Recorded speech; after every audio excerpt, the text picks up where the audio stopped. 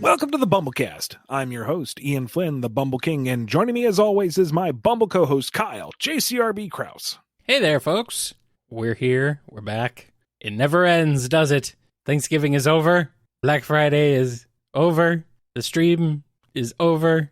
Everything is over, except today is Cyber Monday, I guess, technically, huh?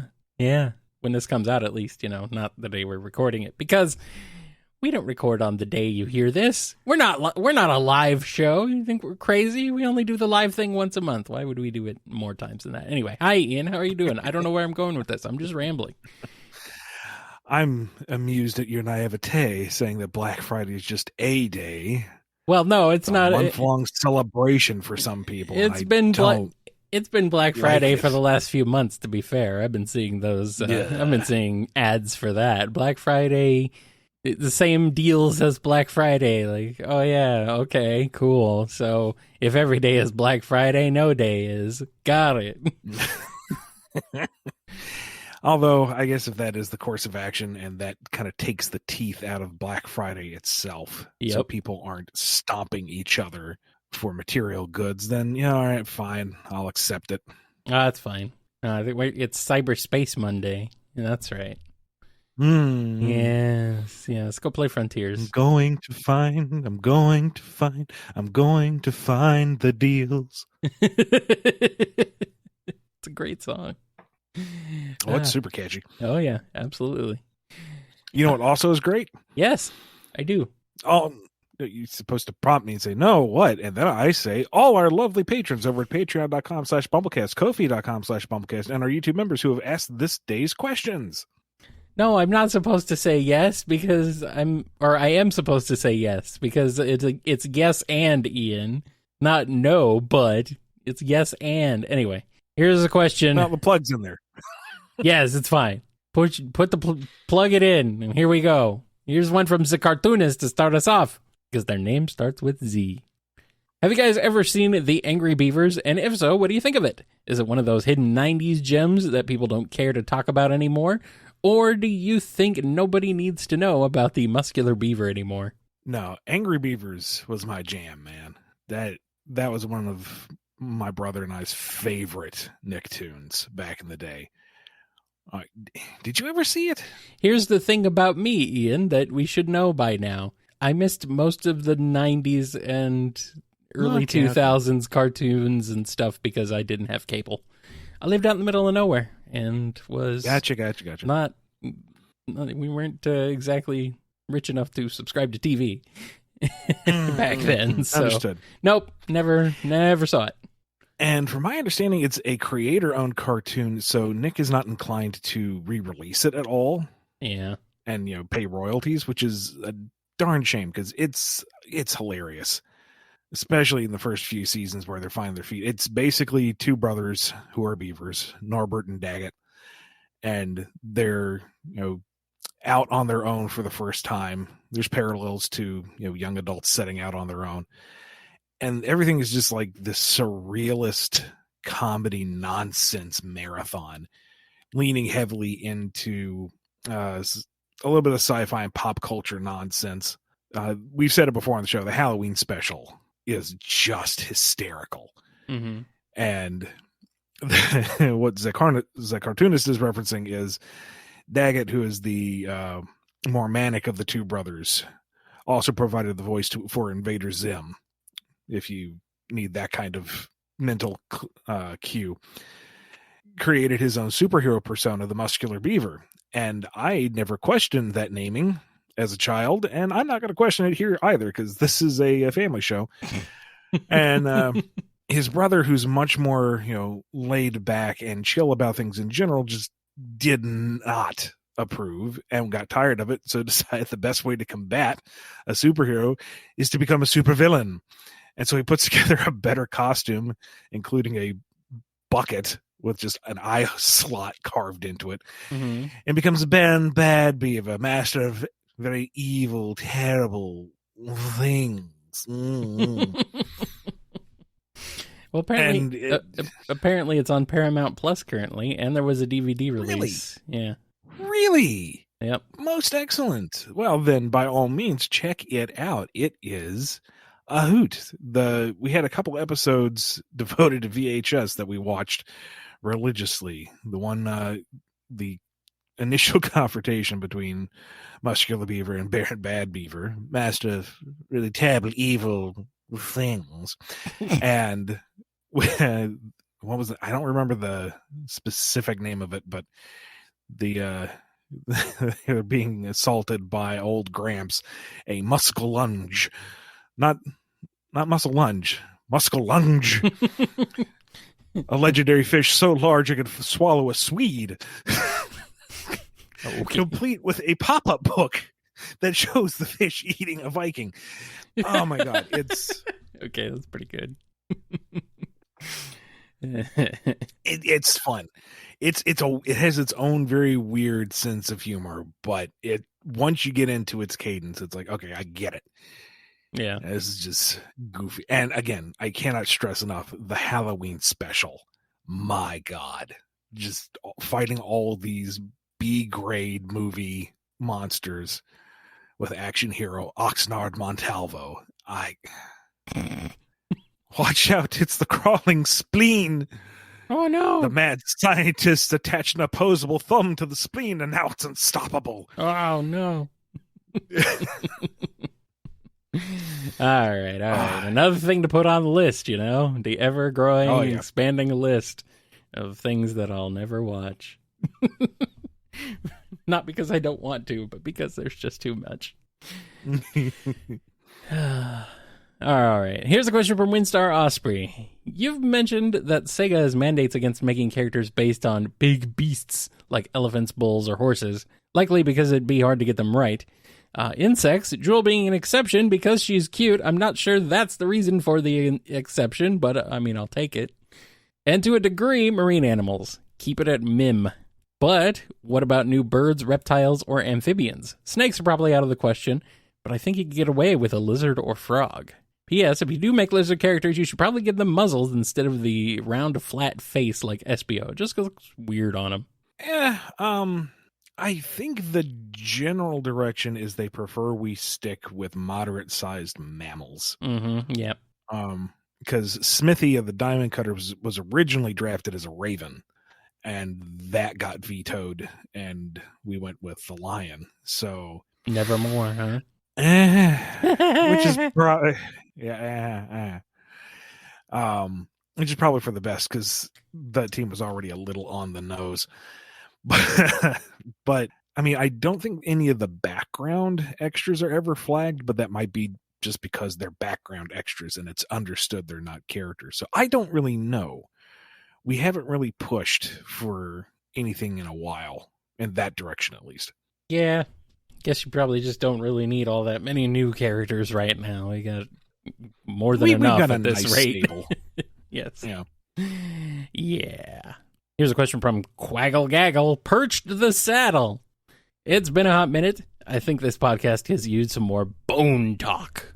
Ian, how familiar are you with the spin-off material like Rose, Stupid Rat Tales, Bone Tall Tales, or the Quest for the Spark novels? Coda, perhaps?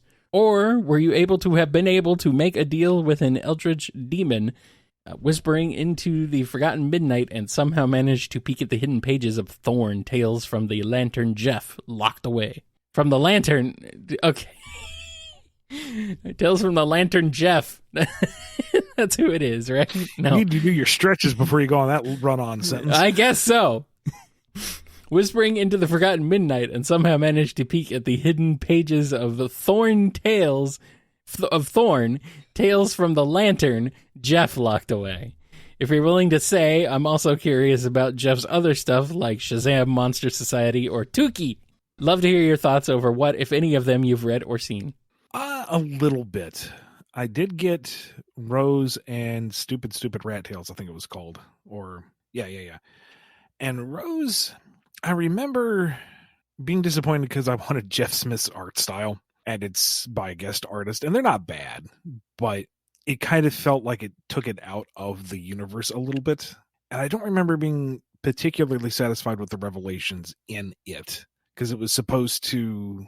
or at least I was under the impression it was supposed to answer some lingering questions about the cast, and it didn't quite do it for me. Then again, it's been a long time since I read it. I do remember not being fond of stupid super rat tales. I'm just not a fan of extended fart jokes myself, and the reason why the rat creatures don't have tails just does not sit well with me. I came away from that one being very disappointed. Not even Jeff's art could save it for me, but that's personal bias. I haven't really gotten into the other stuff, to be honest. You know, as you said, add it to the list. For other stuff, I read a bit of Razzle and wasn't sure what to think of it, honestly. I don't know if I got into its flow particularly well, but it also felt like it was one of those things where it was built on its own mysteries, and you were just kind of along for the ride. You were meant to be wondering what's going on, and it would come together later, and I just didn't stick around long enough for that payoff, I think. I have no idea. I know nothing. Don't ask me about Bone. I don't know the Bone. But I do know, as we got this question here from Noni, another Zeddy question for you. If Zeddy can live to be about 1,000, and Zavik is around 148 or so years old, has he hit his peak strength yet? Or in a couple hundred years, will this be an issue someone else has to deal with? Man, this is 100% headcanon. But I like to imagine any race like the Zeddy that are extremely long-lived like that, but seem to have reached a degree of maturity within their first century or so, age kind of like trees, so that there's a very explosive amount of growth in their youth, and then they kind of just plateau until they reach their sunset years. So with that in mind, I imagine Zavok is kind of at his peak. Maybe there's room for him to train and increase his strength, but I imagine we're seeing him in his prime, and that prime is going to last for centuries to come. But again, that's just me speculating. If there's greater thought behind the Zeddy biology that contradicts that, that obviously is going to take precedence. Well, apparently there is a line from Zeke that says, I feel like I'm 100 years old again. Yeah. That's might be what it is. So maybe. Yep. It's hard to tell what boss dialogue fight, is a joke. And it's hard to tell in that game what's supposed to be a joke line and what's supposed to be lore. Well, you know, at that in that era of Sonic, you know, the good old era that everyone likes to call it, even though it's not accurate, but whatever. He's gonna go clubbing. That's what he's gonna do, apparently. Yeah. I think he's just making a goofy joke because he's a goofy old man. Jokes are lore, especially if they contradict established lore. No, chat, no. Anyway, here's a question from KJB. I heard that an early idea for the Chaotix Quest arc, Sonic Universe 46 to 49, would have seen it focus more on Mighty and Ray and even reintroduced Liza. Would that version of the story have unfolded all that differently? Oh man, it's been a long time since I had to think about that. That, and I know we had plans for Liza and the Shinobi clan overall, but I can't remember exactly where it was all going to fit. That was also kind of in that transition period where we were having to adjust for other outside concerns. Mm-hmm. So a lot of things got shifted around. That's going to be Lost Hedgehog Tales material, because I'm going to have to go back and dig deep into the old notes and research it up again. Yeah, well, Liza was created by a previous writer, so she probably would not have appeared. And is that when that's probably around when the reboot was taking place, huh? I forget when. Approaching, because if I remember correctly, that's when King Rob suddenly goes missing, and our completely original fellow Bo Sparrow shows up with a Hey Nani Nani. You know, legally distinct and perfectly fine Bo Sparrow. Totally. Nobody question it. Don't ask. Shut up. Here's a question from Keeper of Monsters. Since Super Knuckles hasn't been seen since the classic games, and even then everyone except Sonic just kind of glows in those, in your opinion, if Super Knuckles were to return, would he be the iconic Archie Pink, or would he join the 06 trio, Metal and Mega Man, in being a shade of yellow? I don't know, to be perfectly honest. I think the Archie Pink was more of a misinterpretation of him glowing white, but that's that's Archie. He'll I don't be think green. he will not. I know I don't want to see a return of the super long dreadlocks. I mean, that was fine for a transformation in the comic, but I wasn't super duper fond of it. It's kind of cool, but it is funny when Sonic's pulling on them. It's like, wow, okay. This is silly. I mean, in the old sprites, his spines did kind of raise up a little bit, which is kind of neat. I'm not sure how that would be rendered in 3D and not look kind of like he stuck his fork in an outlet. But I don't know. I kind of don't want yellow because I don't know. That doesn't look good to me. Nah. In my head, that's just not. Meh. But just glowing white, it would have to be rendered just right to make it look comparable to Supersonic, equally cool. Mm-hmm. So I don't know. That one will have to fall into the wheelhouse of an art designer somewhere who's way better at this than I am. I say justice for glowy pink Knuckles. Let him be glowy pink or green, because that would be funny. Here's a question from Happy Times. Is there a saga name for all the story arcs following the Metal Virus saga, like the Starline saga? And whatever it's officially called, would we still be considered in it, or has a new one started? I don't want to put too much weight onto this because, it's mostly Evan's run. And I think her intention was to be less of a saga and more individual stories. But again, I don't want to speak for her and her intentions. Personally, in my own head, I like to classify it as Eggman's Legacy because you have Belle as a major feature through all these smaller arcs as she comes into her own and reconciles with her identity and with Eggman. And then parallel to that, you have Starline, who is also somewhat born of Eggman's ambitions and how that becomes realized and comes to an end. And I would say that would include everything from the end of Metal Virus up to 50. And 50 is, I would say, a nice cutoff point and say, where we're going from here. How we're going to blanket refer to that, I don't know. We'll see when we get there. I guess we'll see. Maybe just call it the Android Saga because, Surgeon Kit. Wait, no, we can't do that. Never mind. Never mind. Can't do that. I mean, I don't want to really say what we would call it anyway because that would spoil what we've got coming up, and that's no good. Yeah, I suppose. Here's a question from Godzilla. Growing up, I always got a kick out of Julie Sue and Lian Da's sisterly rivalry/antagonism.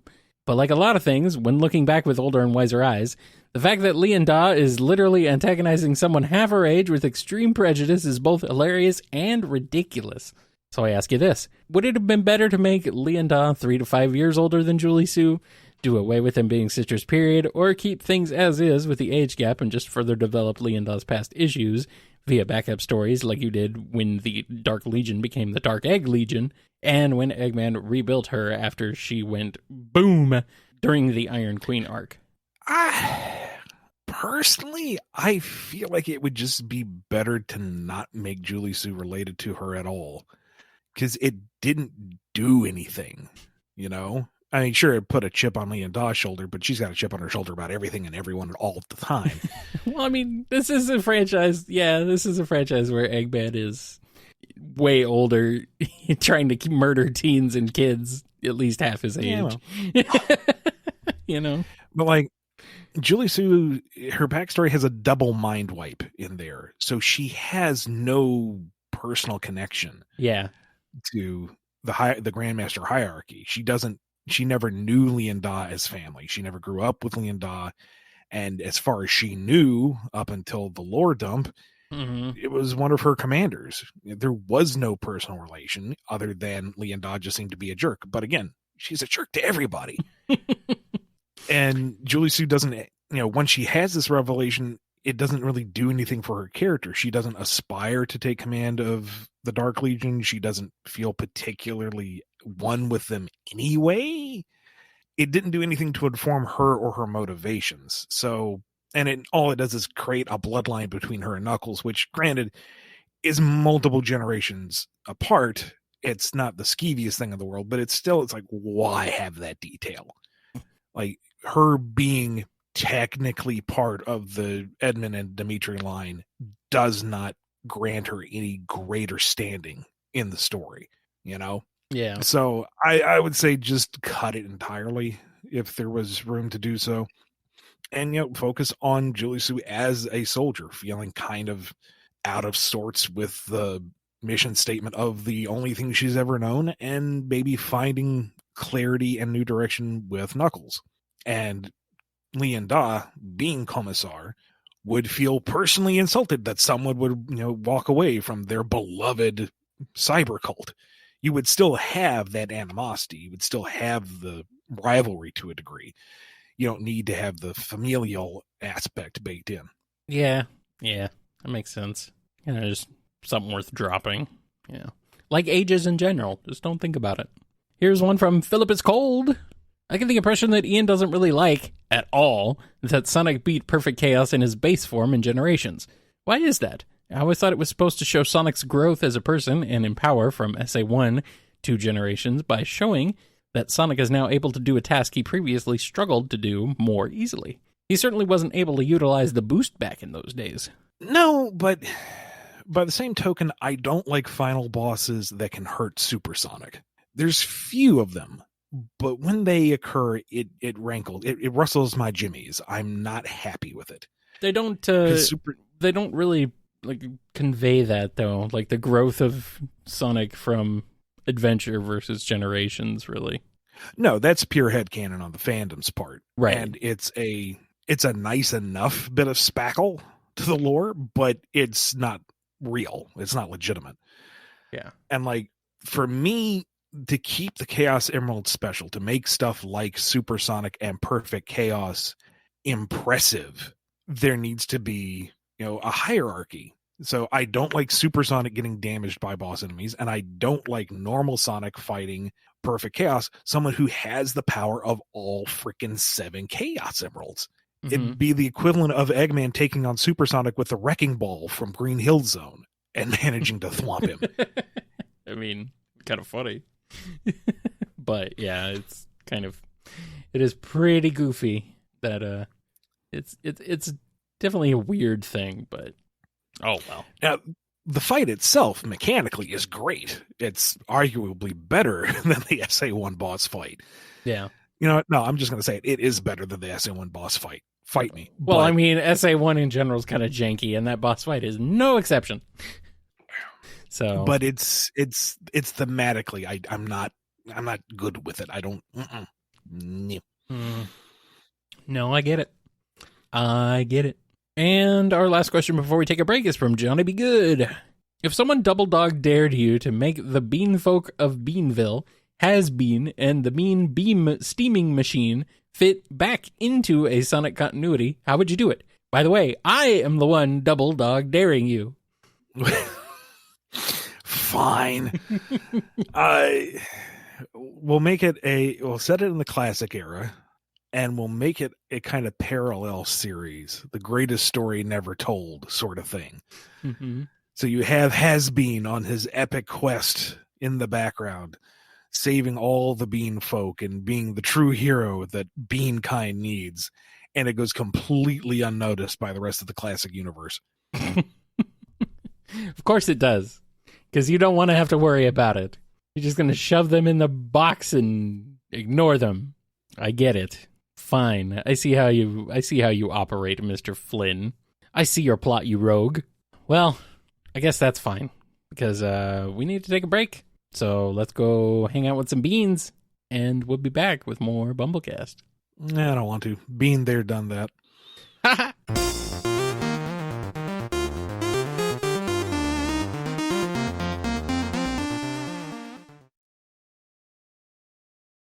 Here we are. We're back. And we get this question here from Endabend. To what extent does Witchcard actually dabble with technology? Is most of her technology just regurgitated egg tech, or is she a gearhead herself? I'd imagine a mix of both, given her minecart and how much effort she puts into putting rails all around to ride the thing. I can only hope her not magic places those tracks down for her. That's a good question, because where do her minions get their craft from? who built their little hover cars and their explosives and whatnot. And if she did, why is she reliant on a rail system when all of the others fly? Mm-hmm. Does she just like trains? Or is it like you said, does she just scrounge egg tech and they get whatever they can? I don't know. I don't think there's ever been any greater thought put into it. And I don't know if we'll ever get a chance to return to the Witch Carters and answer that question. Maybe it doesn't need to be answered. Maybe it's just a fun little thing. Yeah, she's a witch in a cart and she shoots crystal beams. Just run with it. I don't know. Of course. Makes as much sense as anything else, I suppose. Here's one from Dove. Ian, when reading, it's easy to spot flaws in a villain's plans, obvious holes, weaknesses in their plots, ways they can fail, mistakes they make over and over. As a writer, do you sometimes have to stop yourself from giving them an actual bulletproof plan? What's it like having to build flaws into story arcs? Yeah, that is very tricky, especially when you're like, haha, now this is a great trap for the heroes. It's too great. Oh, crap. How do I not kill the main character here? Sometimes that thought exercise leads to finding a hole in the plan that you thought was so cleverly put together, and that writes itself for you. It's like, haha, this looks like it works, and it obviously does not. So you're so clever figuring out how clever you're not. Mm-hmm. Beyond that, it's just a matter of looking at what is the overall goal of the story, what the inciting action by the antagonist, the plan, what does it serve to move the plot along, and where do you need the characters to be by the resolution, and how do they get there? And sometimes you just have to rethink the initial inciting action into such a way that it's conducive to the plot overall. You have to either build in a blind spot or play to whatever has already come before and explain away why things are not airtight. Interesting. It's definitely a tough balance, though. And also, sometimes you accidentally build something in there you weren't anticipating, and it ends up being a flaw. Yeah, nobody's perfect. Yep. I remember when we were doing the Iron Queen story in Universe, the Eggman arc. Yeah. And we're coming up to the big finale, and it's like, well, her entire thing is controlling mechas, and Eggman is known for his mechas. How do we have a satisfying fight between the two of them where she just doesn't insta-win? Mm-hmm. So I had to sit and think about that one for a little bit. And there was some kind of study or paper on soft robotics and other forms of adaptable machinery that doesn't use moving parts or electricity. And it's like, aha! We'll take this premise, we'll run it through the cartoon logic filter, and now he's got a fully operational pulley system mecha. Yeah, and he's a genius, so of course it works. Of course. Makes sense to me. Why not? And we got one here from Chaos Sonic 1. Considering Starline's fate, I do believe that it is possible that Evan and you might have some way for Starline to return. I mean, we don't see a body, and even then, in comics, it is possible. He will return one way or another, though we do need more villains here. I don't see a question here, but all right. And I'm not going to comment because I don't want to spoil any potential long-term thoughts. So thank you for supporting the show. Thank you. Here's one from Batman69 LOL. If all the villains in the IDW continuity were locked into prison with no prep time and they only have their wits and their bodies, who do you think would be the first to escape, and who do you think couldn't escape at all? If we're saying everybody gets locked in the same type of basic cell, with no prep time but no outside resources, Mimic is out within like the first 5 minutes. Like, he just makes himself thin, slips through the bars, and he's gone. Later, nerds. Yeah. Surge's power is innate, so I imagine she could bust out a wall and go on a run, no problem. We're assuming that people like Starline or Kit don't have their tech. Like, Kit's pack is not with him, or it's drained of water, in which case he's stuck. I imagine Surge would let him out because, she wants her attaché, but Starline without any of his gear would be stuck. And likewise, Rough and Tumble would, be stuck. Yeah, that makes sense. Rough and Tumble, they would try and beat their way out, and it wouldn't work, and they would never get out. Oh well. Sucks to be them. And as for Clutch, he'd never get caught. He wouldn't be that stupid. That's how he breaks out. He never gets caught. Exactly. Nice. I like it. Here's one from Angie V. How many different locations did Starline stamp his signature logo on in his life? Is it at least still on the truck Mimic stole at the end of Bad Guys? I imagine it's both everywhere and limited at the same time. Everywhere in that the base that he took over is just completely identified by him. He has showed no restraint. All of the gear that he built would have it. So yeah, I guess the truck, if it's still out there, still has that toothpaste swirl on it. But the whole point of his initial plan was to keep a somewhat low profile.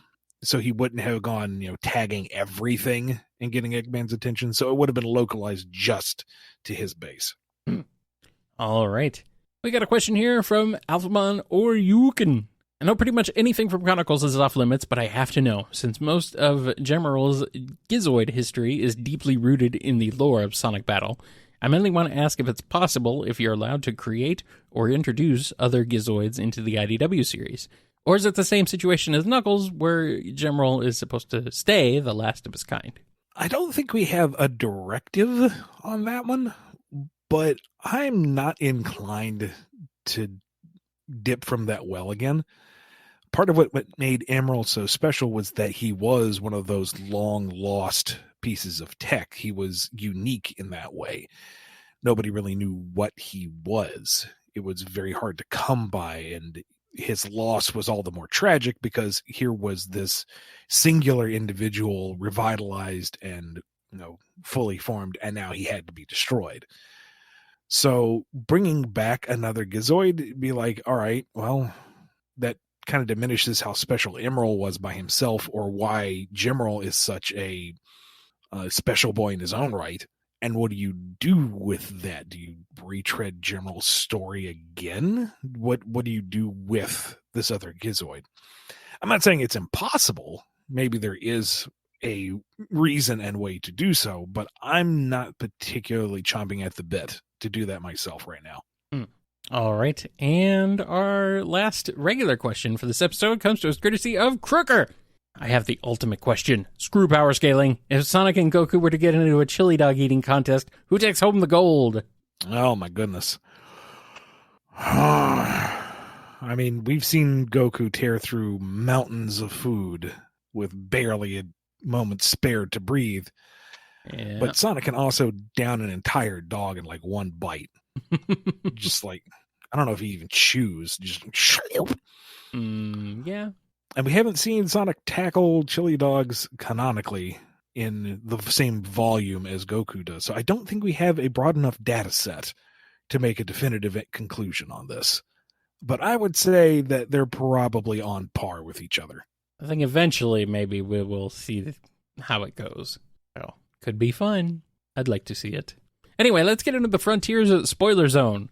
Huge warning right now. If you're not interested in spoilers for Sonic Frontiers, then we'll see you next time. But if you are, then hey, stick around. Although I don't think these questions are too spoilery, but hey, you know what? Just in case. This one comes from Sequoia. I'm curious, does Sage's name mean anything in particular? Is it an acronym? Is it pulled from the word meaning wise? Or did Eggman just see the Sage container in his kitchen and have an aha moment? Aha! Well, primarily, her whole character is based on wisdom and understanding. She is connected to cyberspace, and she has all of its data. So in that regard, she is wise.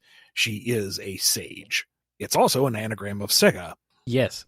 I mean, I thought that's really where it was coming from, I thought that was really what it meant. Now, some folks might happen to draw a parallel between that and a certain fan initiative, but obviously I wouldn't devote an entire character name to that kind of nod. No, nope. Never. Nope. Not at all. Nope. Never ever. To be this good takes ages. Yeah. She officially, it's that she's sagely in her knowledge, and it's an anagram of Sega. Anything else is just pure conjecture. Truly. And our last question is from Nondal. Would Sage and Belle get along? They seem to have a mutual interest in all of Eggman's creations. On that note, isn't it funny that Eggman has 2 daughters? Yeah, the game was kind of coming together around the time Evan was exploring Belle, and it's like, oh, I don't mean to undercut you here. I'm so sorry. But that's just the weird timing of things, you know? Yeah. That and Belle and Sage's stories are, I mean, you can find parallels, but they're very different characters. They have very different arcs. Mm-hmm. As for how they would get along, I think that would be fascinating to explore. So I don't want to speculate too much here in the public forum. I want to save that for, if I get the opportunity to do so, or if Evan does, or Danny, or whoever, is writing the book at the time. Mm-hmm. So I'm gonna back away slowly from this one and say, let's wait and see. It could be interesting. Alrighty. Well, we'll see what happens. All right, that's it. That's all we got this week. Before we go, we're going to give a big thank you to all the folks over at patreon.com/BumbleKast, Ko-fi.com/BumbleKast, and our YouTube members who make this show possible. Yes, indeed. Big thank you to Daniel H., James K., Jennifer R., John B., Robotnik Holmes, Sam Cybercat, Samuel P., Torchbound, Mike B., Dave M., Andrew D., Salute Cat, Koopling Crew 128, Jay Frost, Do As Diz Den, Hero of Light 13, Professor Scruffy Matt, Ryan D., Chris A., Noni Sony, Triforce Riku, John M., Jib, Don B., Yami M., Fiona M., Lee H.K., Lisa M., Invade Turbo Tunis, Ben Wolfsbane, Chevelle, Sonic, Scurvy Pirate Hog, Keeper of Monsters, Axis, Tick Tick, Xanderoni the Painter, Arc Fighter, Jonathan D., The Name is X, Solaris Stain, Nimric, Godzilla, Justin S., Quaggle Gaggle, Professor Rye, Alex GS, Ava Arctic, Cameron H., Dove, Dadler the Dalek, Sonic Legacy, Just a Mountain Soul, Pedanti Cat, Starlight Sec, Nodal, Red the Supernamic, Twilord, Chad, Les, Jennifer H., Chaos Sonic 1, The Discayan, Jolene B., Alpha Monor Yukon, Joshua S., Omega Watt, Dapper Shinks, Preston M., Noah S., Of the Stars, Sonic 84, Kojiro Highwind, Awesome Cakester, Supersonic Fan, Radry, Ink Thinks, and Tails, Chase L., Derusival, Callum Q., Red Wolf, Wild 48, Maddie H., KJB, Miles the Prower, Navarre, Exidel, Agent Kaz, In Zephyr, 4 Sonic Fan, The Marble Gardener, Rhythm Raccoon, Mox, Chaos Shadow, Miggy Sawdust, Pig Dan 20, Ty Cyan, Owen BD, Vlad, Ozjams, Shimmy M, Puppy the Scholar, Curly Quills, Angela V, Crooker, Michael P, Indabin, Smiley 21, The Flower Garden, Sammy S, Delta God 77, Sterling Sonic, Mr. JF, Jube, Conga, Rocketman, Windskull, Delonte, Supernova, Superior Pizza, Sonic Padge, Thigolf, Philippus Cold, Caswell, Mr. Murderbird, The Giant Murdering Bird, Lacey M, Sandra BH, Crucified Demon, Loop D Loop, Omega Man 21, Phi, They Seek Their Mother, She Knows They Do, Tetsu Knife, Dominic the Raccoon, Native Nerd 27, Jason G, Ultra Guy, Cody G, Crowbo, Sonic Mania 2099, Hedronus, Nils, Noob 600, Paley, Salato 02, Bug Party, Guts, The One Dude Who Does Things, Chicken Noodle, XL Hedge, Happy Times, Steph Cube, The Internet Person, The Imagine Breaker 121212, The Cartoonist, Cameron D, Cardio, Ryuko Shion, Sonic Bot, Peter M, L Technopata, Buttered Noodles, Miles Prower D, Frost the Hobbidon, Deadly Light, Metamode, Wheels 2D2 Hedgehog, and Jamal S. Alrighty. Just an amazing list as always, man. Just crazy. So many people. So many people. Thank you all so much, as always. That's going to wrap us up for today. Be good to yourselves, be good to each other, and we will see you next time on the BumbleKast. See you at a point. I don't know when. Who knows?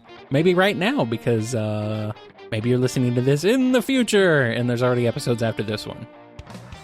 Can't believe Ian said my name. Wow, that's me. You've been listening to the BumbleKast, a co-production of Bumble King Comics and the KNGI Network. Original theme music composed by Ken Coda Snyder. Remixed intro by T-Lopes. Find out more information, along with podcast feeder links, MP3 downloads, and more at bumbleking.com and kngi.org.